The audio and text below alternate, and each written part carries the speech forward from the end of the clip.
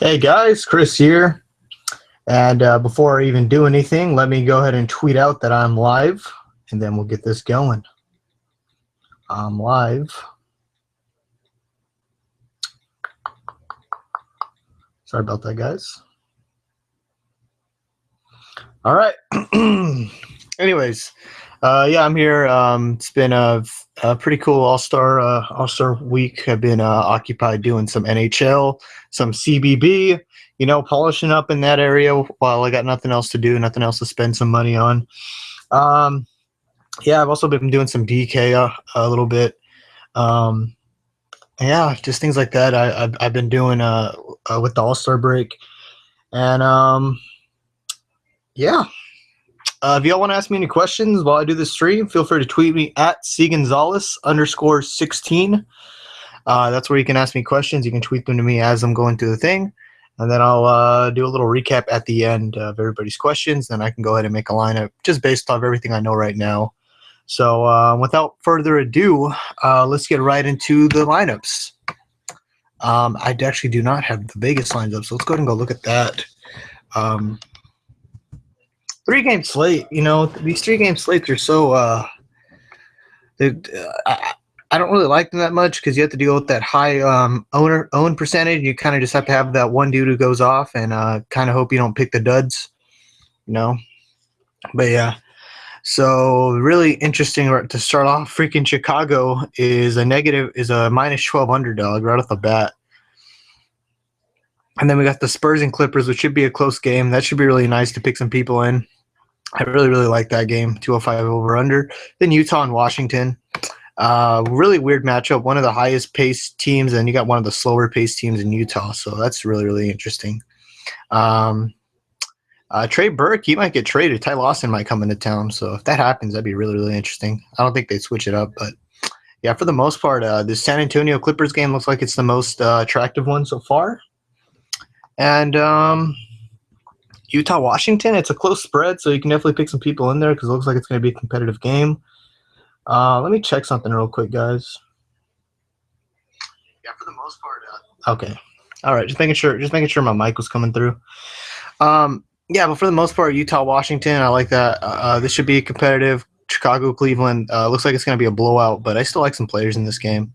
So we'll just go through that, and that's such a nasty blowout there. Let's go right here. As you see, I just joined a random league and just happened to be called Rud Fuck the IRS, so that's kind of funny. So let's just start off right at the Utah-Washington game, see if there's anybody I'd like to target. And John Wall, pretty expensive right now. 10.4K. He's going to see over 40 minutes against Rosalino Neto. He is not a good defender. I never really liked playing John Wall. That's just me, but he does bring those heavy assists, and he does bring those heavy point total, So we're definitely digging that so far. God damn it. Oh, sorry. I'm trying to get comfortable here. Anyways, yeah, I like John Wall a bit. I'm whatever about him, but I mean, he's a little expensive. That's how I kind of feel. But he does get heavy minutes, so I guess that's there. Moving on, we got Bradley Beal and Rodney Hood. These guys, Rodney Hood has been really consistent, playing really heavy minutes. He's at that 6K mark though, so that's pretty interesting. I don't know how I feel about that. I liked him more when he was in that 5.5 to 5.3 area. Now he's at 6K. You basically need 30 out of him to be satisfied. For the most part, he kind of does it. Then he kind of doesn't. I don't like Rodney Hood because he does this right here. He gets you these 9s. I can't tell you how many times I've been screwed over by Rodney Hood. So yeah, just kind of how I feel about that. But I do like Bradley Beal here, who's at 6.3K and plays really heavy minutes. Is going to play at really heavy minutes and should be around a 7K player when fully healthy because of the amount of minutes he sees and the amount of shot attempts he'll take. He's usually a 20-plus point guy with some peripherals there to back it up. And I need about 30 points from him to be happy. And I mean, I think he can do it against Utah. Rodney Hood is, he's a decent defender. Doesn't really scare me though. Um, he takes a shitload of shots, and he's in there like the whole game. It's basically him and Wall that log a bunch of minute time. And if he's going to see another 30, 35 plus minutes, 35 to 40 minutes, then I think you have to look at him at least. I think he's a really strong cash play for Bradley Beal. So I'm definitely digging him. We'll see if he ends up in my lineup, just because I feel like there's a lot of shooting guards to like here. So we'll just kind of move on there. Small forward, you got Porter and Hayward. I never really like to play Porter when Bradley Beal's back, but looks like Porter saw some heavy minutes against Milwaukee last game. I have no idea if that game went into overtime or something. I'm gonna have to check that real quick, because if it did, because I didn't play that stupid 2-game slate. Probably didn't. Let's see. No, it didn't. It didn't go in overtime. So it looks like they have some heavy minute rotations with Porter and Beal. I'm not a big fan of playing Porter when Beal is back on the court, just because that takes away his opportunities. But he will see heavy minutes at 5.3K if he's going to see these heavy minutes again. I'm not against it. 24.8. I mean, we'll just round that out to 25 and just call it value. I mean, I'm cool with that. He basically need about 25 points out of him, and it looks like he can do it. He's a low end small forward option. I'm not against it. Gordon Hayward, I'm just gonna basically say he's 8K, and out of an 8K player, I need about 40 FTP, which he tends to rarely do. Looks like he's a nice little lock for 30 plus, but I mean 30 plus at 7.8K, I really don't like that. And then on top of that, Favors is back. I liked him more when Favors was off the court, and Gobert's back. He can be an asshole, and you got Rodney Hood there too, who likes to hog the ball out as well. So I never really like to play Hayward unless he's down to like 7K. Right now, I think he's getting his price chopped because Favors is back right now. So he's definitely kind of regressing for me. Every now and then you'll get these 50-point games out of him.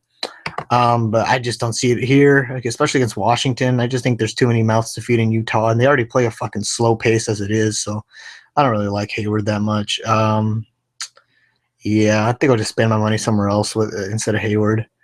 Let's move on to the power forwards, and I'll go to someone I do like here, and that's Derek Favors, who I think I'm going to have stapled in all my lineups. Basically 7.4K. I basically need around 36 points to be happy. He's going against Washington. I don't know if they'll put Dudley on him. If they do, that might cause problems, because I have no idea if Favors can close out on Dudley. So if they play big with Nene, then I think that'd be a little more favorable. But man, if fucking Favors tries to take Dudley in the post, it's fucking over for Dudley. Jesus Christ. But Favors, seems really heavy minutes, and putting up some pretty nice numbers since he's been back. He's going to play heavy minutes against Washington, especially being fully rested. I love him. He's probably going to be in all my cash game lineups. And he's probably the first dude I grab out of this game. I love the minutes. I don't love the matchup if Dudley's on him, because I feel like that might cause problems a bit, but I think I'll still play him either way. So we'll see. I don't think you can play small against Utah anyway. So it looks like Nene might have to play a little more.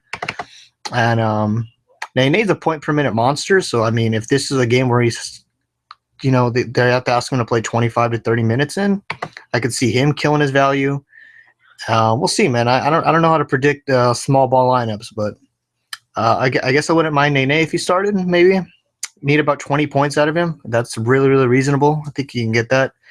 But I think Favors is the number one dude I like out of this whole game. And then center, Gortat and Gobert. I feel like you can go back and forth between these two. Gobert a little more pricier.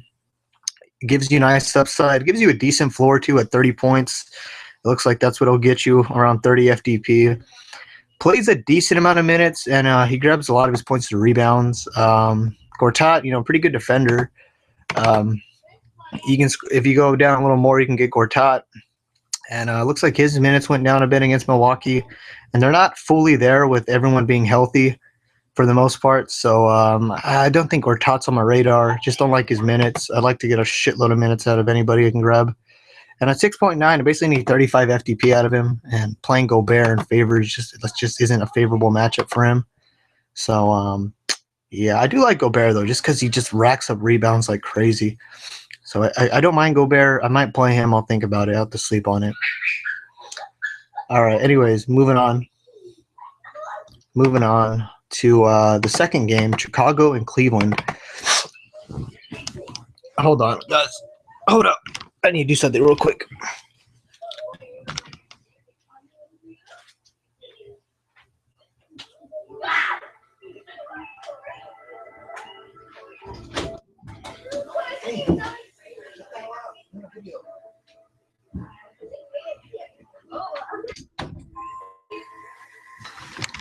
Oh, sorry. Had to put some background noise on. I keep on hearing everybody in the fucking living room. All right, back to what I was doing. Okay. Chicago at Cleveland. Fuck, this is in Cleveland, so that's not looking too good. So I can see why that spread's so high. Gonna be, I saw a 12 spread for this game, which probably doesn't look too good for Chicago, but I still like a lot of their plays, so we'll just go through them. And we'll just kind of go through each position, tell you guys who I like pretty much. So, yeah, let's do that. So, Chicago at Cleveland, we have Kyrie Irving, Derrick Rose against each other. I actually like both a lot. And how's Delhi looking? So, Delhi's considered probable, so they probably won't log Irving with many heavy-ass minutes again. He'll probably go back down to 35-ish to maybe even back down to 32-ish if it gets out of hand. So he's a little riskier when it comes here. 7.9, especially looks like he's moving up to that 8K area. So maybe he's not a big a must here, especially with Delhi back. But they really don't mind playing Kyrie Irving in those blowouts. You know, I've seen him come in and just kill it in the blowout minutes, man. It's crazy. I also don't mind. I also really like Derrick Rose here. You know, he had a bad game last game, but they got down by so much when he was out of the game, and they just kind of gave up. So I don't really put too much on him. If he's rested, he should play a heavy amount of minutes. I mean, he's going to have to. And he's going to see a lot of shot attempts. No Butler. They have no Butler. So, I feel like you have to play Derrick Rose. I think everybody's going to be on him. So he's probably one of my probably one of my musts on this slate if I had to give one. So I'll go ahead and drop Derrick Rose in there. His usage is just so high without Butler. It's crazy. So I really like him in this spot, especially against Irving. Irving isn't the best defender. So Derrick Rose. He needs around 35 points, 34-ish to make you happy. I think that's really, really easily attainable. He just needs to be a ball hog, and that's what he is. So. High usage rate, good amount of minutes, low price. I think Derrick Rose is one of the safer plays on the slate, so I'll just go ahead and throw him on there. Moving on, shooting guard. I've seen a lot of people on J.R. Smith. I'm not sure what to think about it. I don't like his floor too much, so I'll probably stay away. But I do like Etwan more at 4.3K. He's been getting it done, hitting value very easily in his minutes. Looks like he won't see 38 minutes, but looks like he will see closer to 30, which is still nice for a 4.3K player. Taking up all those Butler, basically, you know, playing in Butler's spot. Yeah, he's pretty safe for 5x value, so I don't mind him too much. I actually had him in my rough draft, so I don't mind throwing him in here.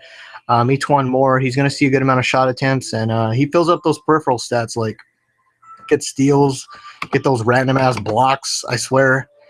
And he fills out the whole stat sheet pretty well. 6 rebounds, 5 assists, 3 rebounds, 2 assists, 2 rebounds, 7 assists. Like, he fills it out pretty well. And you'll see his name pop up on the Gamecast every now and then. And he can hit some threes as well. So I like him here for his value. He's probably going to be in my lineup. Yeah, nice little filler. And then moving on, small forward. Obviously, LeBron is always a dude you want to pick up. He's been on a tear. I'm not going to lie. Dropping 50s. If he can drop 50, then I'll be happy as fuck, especially on a slate like this. I'm also a little iffy if I want to play him, but he went and played in 2 straight blowouts and killed it. 50, 50, and 54, you know, Lakers and Sacramento. 2 very easy matchups, and he gets another one, so I think everybody's going to be on him, so that might just be a reason for me to grab him and, you know, just fucking go with the flow here. I never really liked playing LeBron James just because he often puts up these 40s, these fucking 42s, 44, 44, 43, 36, 42, and every now and then he'll get you these 50s, man, every now and then. That's why he's 10K. So that's what I don't really like about him. Every other day he'll drop a 50. That rare chance you get him on a fucking 50 game. So this is probably a good spot for him. I'll just play him. He's rested. He thrives in that new offense. So I'll just assume he has a good game. And if he busts, she should be like 70% owned. So fuck it. That's just my thought. So I'll just drop him in the loo. And move on to the power forwards. Gibson, Thompson. Is Kevin Love good to go? At least probable. So I guess Kevin Love wouldn't be that bad either. Maybe.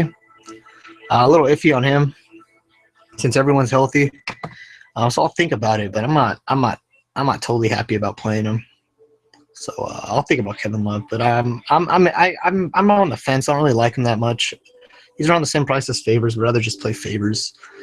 Gibson, his minutes have went down for some odd reason. Am I missing something?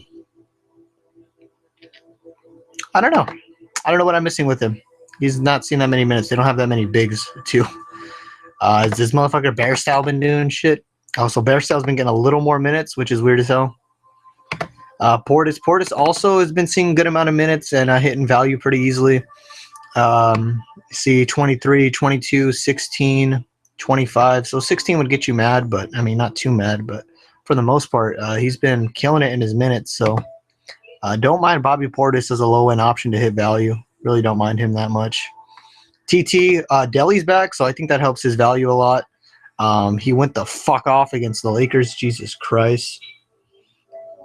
And I just got a DM from my boy Nick saying Gibson might be traded. So if Gibson got traded, then that would probably make Portis an instant for me.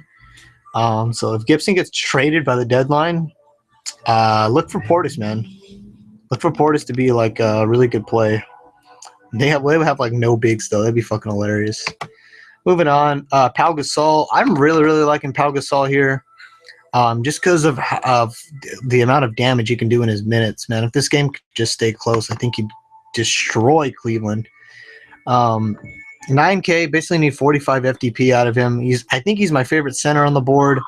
I don't really like anyone else that much, and I feel like Pau Gasol is just such a monster that he can get it together. I also heard he's in the fucking trade rumors, so if he somehow gets traded, then I don't know who the hell they're playing out there, and it's going to be a fucking mess. But Pau Gasol, for the most part, they don't have that many bigs, so he kind of has to play heavier minutes. I could see him getting around 35-ish plus against Cleveland. Against what's his name, Thompson. He should do all right. Pau Gasol got that fake little mid-range jumper he always likes to hit. So I'm not against him here. I really like this. Yeah. Yeah, so that's just kind of what I think there. I don't mind him too much, you know. I had him in my rough draft. I'll just drop him in my rough draft and just see what happens. So I like Pau Gasol here. And after that, don't like anyone else. Don't like Vergel, Mozgov. I don't like any of these motherfuckers, so I'm not even going to look at them. All right, so like the best game on the slate here, Clippers versus fucking Spurs. So this is a 5-point spread, which is really nice. Close game for the most part, it looks like. And yeah, high scoring, kind of 205. You know, that's it's a little unusual for a Spurs game. So let's get with it. In LA too, so this will be interesting. Chris Paul under 10K. You know, this dude likes to drop nothing but duds until you want to fade him. And he dropped a 66 against Boston in double overtime, which, I mean, he was killing it without double overtime, so I'm not putting anything against him. But I don't trust him. He barely had his first good game in a while, and I don't know. I just don't trust him at 10K. I basically need fucking 50 points out of him, and he struggles to even get freaking 40, so I'm not touching him. We'll see what happens. I don't think I'm going to play him. If Parker's out, I like Mills. It looks like they trusted him with the minutes, so if Parker's out, I'm definitely looking to run a flyer on Mills because usually they like to mess around and put Mills at like a 20-minute cap and McCollum at like a 20-minute cap. Kind of do that. But looks like last game they put more trust in him, so I kind of like that moving forward if Parker's out. So I don't mind Patrick Mills that much. Moving on to the shooting guards. I really, really like Jamal Crawford here. He's been seeing really heavy minutes against Philly and against Boston. Boston had some overtime, but still seeing really heavy minutes without Austin Rivers. I think I might lock him in. JJ Redick also seeing heavy minutes. You might be able to play both because Crawford plays that backup point guard position. I really don't mind playing both. So we'll see. I think I'll just play Crawford just because I like his peripherals a little more. And he's basically JJ Redick. They both like to score, but Crawford gets some point guard opportunities, so better chance for assists and shit like that. So I think I'd rather play Crawford. They both see the same amount of minutes. So yeah. And then we got then we got Danny Green and Danny Green down here, who's been doing pretty well without Mono Ginobili. 4.5K for his services. I need about 22, 23 Fanduel points out of him to be happy. I think I'd rather play Etuan Moore. He seems a little safer, but I'm not against Danny Green. He's an option. Ginobili's still out. He should see around 30-ish minutes. He gets those fake offensive rebounds too, man. Just watch out for it. You'll see him get them. Moving on, we got Kawhi Leonard, man. I feel like Kawhi's a must on this slate. Usually when the games are close, this dude comes out to ball. And he's been balling lately, dropping 3 straight 40s, under 8K. He's such a steal right now. Someone's going to drop Kawhi in my lineup. Yeah, I'm just going to drop him in there. He's the fucking steal right now. So, yeah. I'm going to take out Pau Gasol because I definitely want LMA over him. After that, Wesley Johnson, I guess he's not that bad.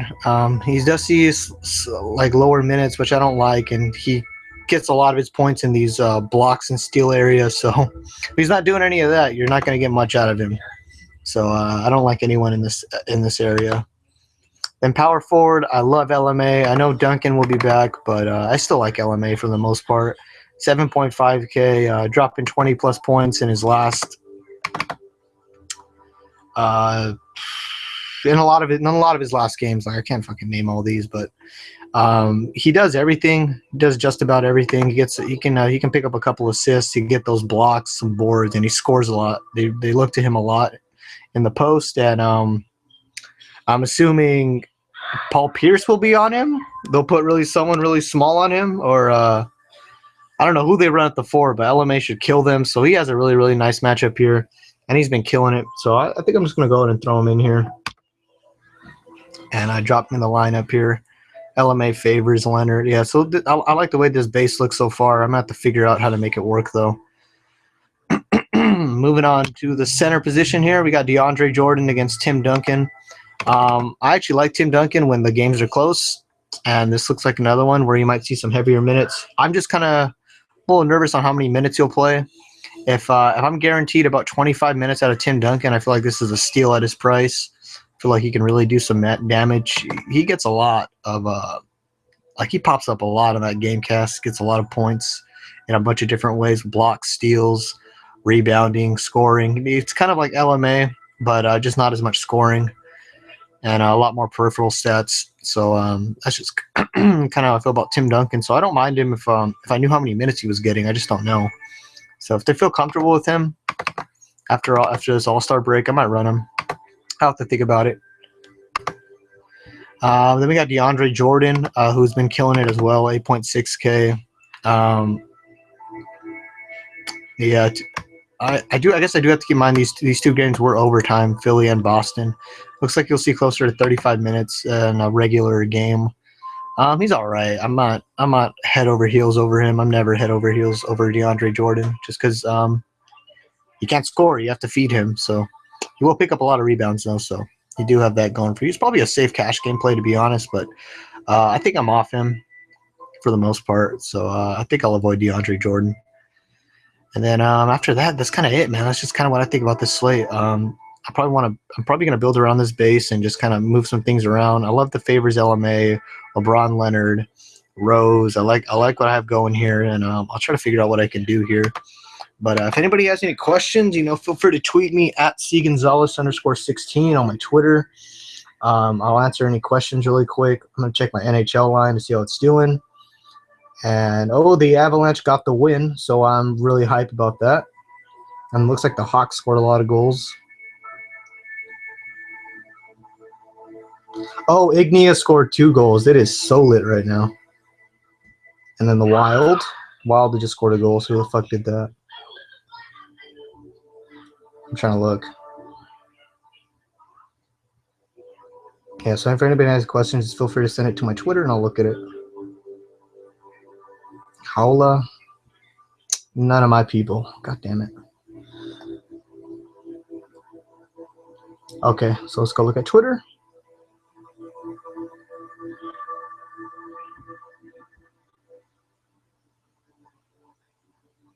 All right, nothing. Y'all are fucking with me. All right, then, y'all. I think I'm gonna head out then. That's just kind of my thoughts on this slate. Feel free to hit me up on Twitter, y'all, at @cgonzales_16. I'll probably put it in the bio and shit like that. Also, I do periscopes, pre-lock scopes, and post-night scopes. Just kind of giving my ideas on the slates and my reaction to the slate. So shit like that. And feel free to follow me on there as well. It's the same as my Twitter. And yeah, it's a lot of fun. So see you all. Thank you for watching, and bye-bye.